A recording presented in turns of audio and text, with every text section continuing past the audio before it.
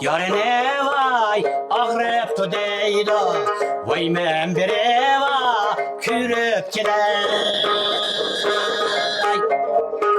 Vay men bir eva kürüp gider.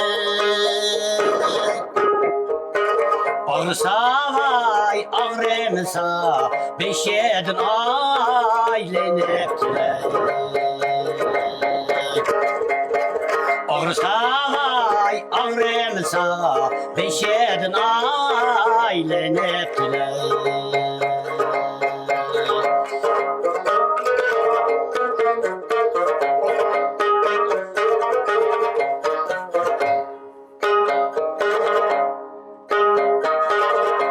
Sine deva keldim bu yerge vay ölmedim ha suden vay ölmedim ben suden gavaklım billa keldim ben vay gavaklımden ezel gavaklım billa keldim ben vay gavaklımden ezel.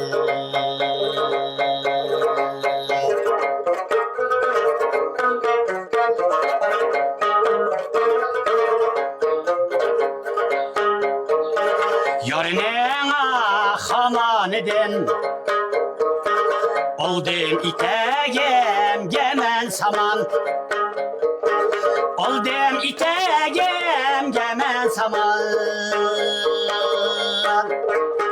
yar yok ha biçarege karanlıktan aydın yaman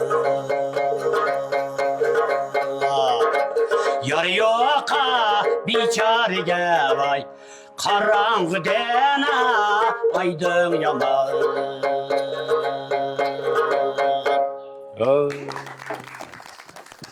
Şu muhabbetle ettiler, tillap ahirden özünüz ettiniz var mı? Hem tatlı adamla ağzını merak etmeyken yapken o. Hem de işkinimi kayırmaz. Ma nakşını bizge nispeten anlamagan, az anlagan nakşıken ma. Mesela gavo degenimiz gaye degen gep. Ha yerlik tilkira gavo aklım degene aklım degen gep. Ha şu sen ne bir yaklaşık kalırken ha. Lopnurkiya yaklaşık kalırken ama.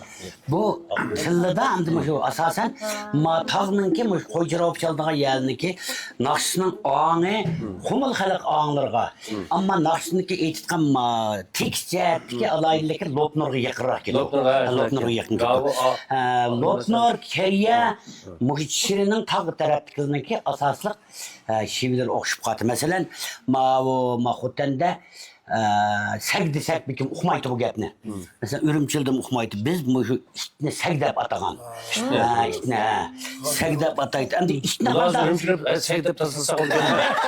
Nasıl yaxşı yapıldı? Mavu iştigen kanda oldu dese bu iştigenin ilgisi yok. Ay küçüdü yürüydüğün lalma eden çilvaldığını iş dep ataydı mataq tarafta.